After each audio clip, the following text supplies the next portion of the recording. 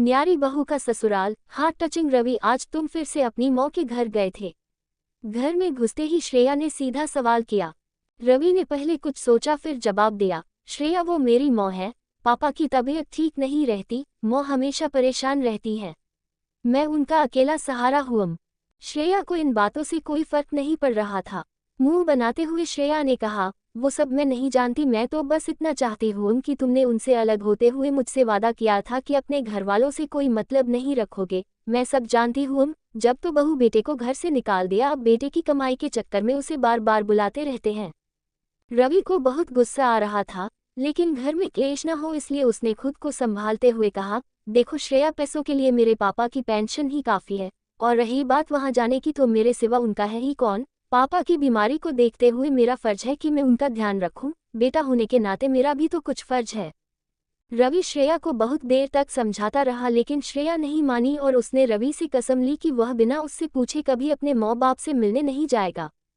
रवि श्रेया का स्वभाव जानता था, अगर उसके मन का काम न करो तो वह बहुत ज्यादा गुस्सा हो जाती है और डिप्रेशन में चली जाती है, जहां तक कि आत्महत्या भी करने का विचार करने लगती है। रवि ने उसकी यह शर्त भी मान ली, लेकिन उसका मन हमेशा अपने माता पिता के लिए तरसता रहता था।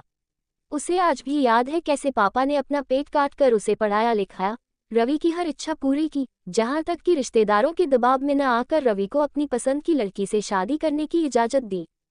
लेकिन शादी के 2 महीने बाद ही श्रेया ने लड़ाई झगड़ा कर उनसे अलग होने का फैसला कर लिया। रवि के पिता जगन्नाथ जी ने एक दिन रवि से बात की, बेटा, अगर बहू हम लोगों के साथ खुश नहीं है तो तू अलग हो जा, हमारी चिंता मत कर। ये सुनकर रवि ने कहा, पापा, अब जब मुझे आपका ध्यान रखना चाहिए, आप चाहते हैं आपको बेसहारा छोड़ दूँ, यह मुझसे नहीं होगा। रवि की माँ शांति जी ने कहा, बेटा सही तो कह रहा है, ये बहू को समझाएगा तो वह भी धीरे धीरे मान जाएगी, आपकी भी तबीयत ठीक नहीं रहती। जगन्नाथ जी ने शांति को चुप कराते हुए कहा, कैसी बात करती हो तुम, वह नए जमाने की मॉडर्न लड़की है। आजकल हर किसी को प्राइवेसी चाहिए होती है, जाने दे इनको। बेटा रवि, तुम बहू को लेकर जहां वह जाना चाहे चले जाओ, हमारी चिंता मत करो। रवि अकेला टेरेस पर खड़े होकर यही सब सोच रहा था, तभी फोन की घंटी बजी। दूसरी तरफ मौत थी, उनकी आवाज लड़खड़ा रही थी, बेटा रवि, न जाने तेरे पिता को क्या हो गया, मैं इन्हें हॉस्पिटल ले जा रही हूँ, तू जल्दी से आ जा। रवि ने कहा, मौत तुम चिंता मत करो, मैं अभी पहुंचता हूँ। ये कहकर रवि जल्दी से नीचे आया और जूते पहनने लगा। श्रेया ने देखा रवि कहीं जाने की तैयारी कर रहा है। रवि, तुम कहाँ जा रहे हो इतनी रात को, और भी फोन किसका आया था? रवि की आंखों से आंसू बस छलकने ही वाले थे। उसने कहा, श्रेया, पापा की तबीयत बहुत खराब है, मुझे जाना होगा, माँ उन्हें लेकर अस्पताल गई हैं। श्रेया गुस्से से बोली, रवि, मैंने तुम्हें कहा था कि तुम उनसे मिलने नहीं जाओगे।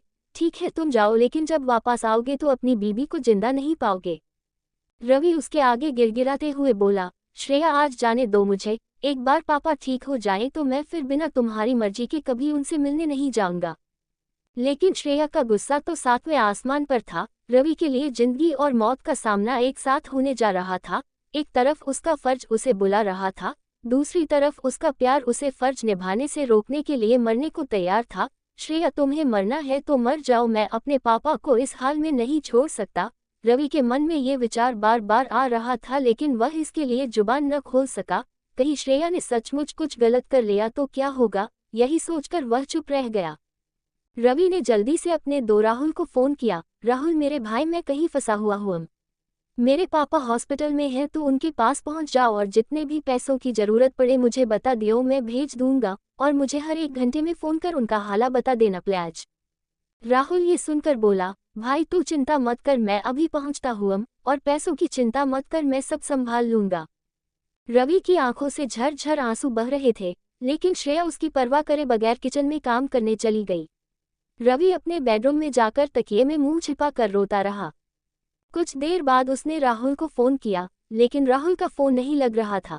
रवि और बेचैन हो गया। तभी उसे ध्यान आया कि हो सकता है पापा आईसीयू में हूँ, वहाँ फोन बंद रखना पड़ता है। इसी तरह अपने आप को समझा रहा था। कुछ देर बाद श्रेया आई और बेड के एक तरफ मुंह फेर कर सो गई, जैसे रवि को गुनाह करने जा रहा था, जिसे श्रेया ने पकड़ लिया। कुछ देर बाद उसने फिर से राहुल को फोन लगाया, लेकिन फोन नहीं लगा। रवि का मन बहुत बेचैन हो रहा था, उसके हाथ पैर ठंडे पड़ रहे थे।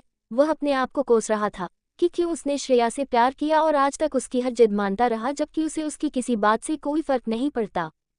कुछ देर बाद फोन की घंटी बजी। क्या बात है राहुल, पापा कैसे हैं? तेरा फोन नहीं लग रहा था। राहुल का फोन देखते ही रवि ने एक ही सांस में सारे सवाल पूछ डाले। राहुल बहुत घबराहट में बोला, रवि संभाल अपने आप को, तू ही टूट जाएगा तो बाकी परिवार को कौन संभालेगा? तू जहां भी है जल्दी से हॉस्पिटल आ जा, अंकल हम सबको छोड़कर चले गए। ये सुनते ही रवि के पैरों तले जमीन खिसक गई। ये क्या हो गया? अभी शाम को ही तो वह उनसे मिलकर आया था। काश वह आखिरी समय में अपने पिता के साथ होता। वह जोर जोर से रोने लगा। उसकी आवाज सुनकर श्रेया उठी और पूछने लगी, क्या बात है रवि, तुम क्यों रो रहे हो? रवि ने उसे झिड़कते हुए कहा, सब खत्म हो गया श्रेया, मेरे पापा भी और शायद तुम्हारा मेरा रिश्ता भी। ये कहकर वह तेरी से बाहर निकल गया। श्रेया भागती हुई उसके पीछे रवि रवि चिल्लाते हुए भागी, लेकिन इससे पहले कि वह कुछ कह पाती रवि वहां से जा चुका था। श्रेया की आंखों से टप टप आंसू बह रहे थे। कहीं अब रवि उससे नफरत तो नहीं करने लगेगा, कहीं उसे छोड़ तो नहीं देगा, यही सोचकर वह रो रही थी। अगले दिन रवि के पिता के घर पर सारे रिश्तेदार इकट्ठे हो गए थे। रवि एक तरफ कोने में गुमसुम बैठा था। तभी वहां श्रेया आई। उसने रवि को देखा, लेकिन रवि को तो जैसे होश ही नहीं था। फिर वह अपनी सास से मिलकर रोने लगी। उसकी रोने की आवाज सुनकर एक बार रवि ने उसकी ओर देखा और नजरें फेर ली। रवि ने भारी मन से अपने पिता को अंतिम विदाई दी। आज उसके पिता को मरे 5 दिन हो चुके थे। इन 5 दिनों से श्रेया भी वहीं रह रही थी, लेकिन रवि ने एक बार भी श्रेया से बात नहीं की। ये बात शांति जी अच्छे नोटिस कर रही थी। जगन्नाथ जी की तेरहवीं के अगले दिन शांति जी ने रवि और श्रेया को एक कमरे में बुलाया। रवि श्रेया को देखकर उठकर जाने लगा। बेटा मेरी बात सुन, मैंने ही बात करने के लिए बहू को बुलाया है, लेकिन मुझे कोई बात नहीं करनी मौ।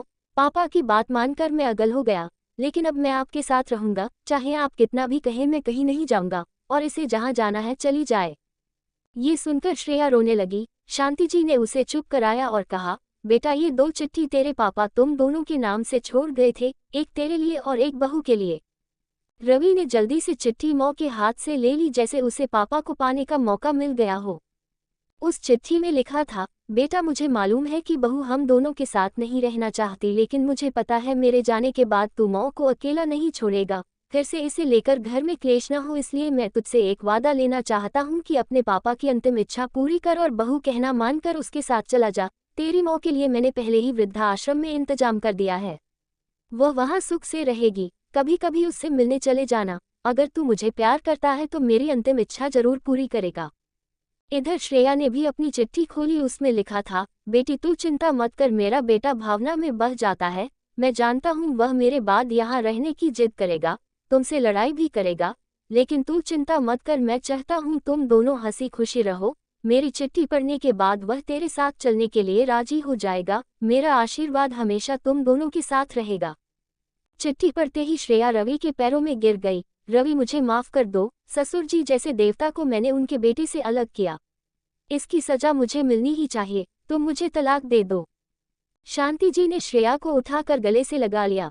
खबरदार बहू, जो फिर कभी ऐसी बात कही। तुम्हारे ससुर जी का एक ही सपना था कि तुम दोनों सुख से रहो। आज वो तुम दोनों को देखकर कितने दुखी हो रहे होंगे। श्रेया शांति जी के पैरों में गिर गई। मां जी, अब मैं हमेशा आपके साथ रहूंगी। रवि भी रोकर मौ से लिपट गया। नहीं मौ, मेरे रहते तुम वृद्धाश्रम नहीं जाऊंगी। ऐसे ही वीडियो देखने के लिए हमारे चैनल को लाइक एंड सब्सक्राइब करें। Thanks for watching.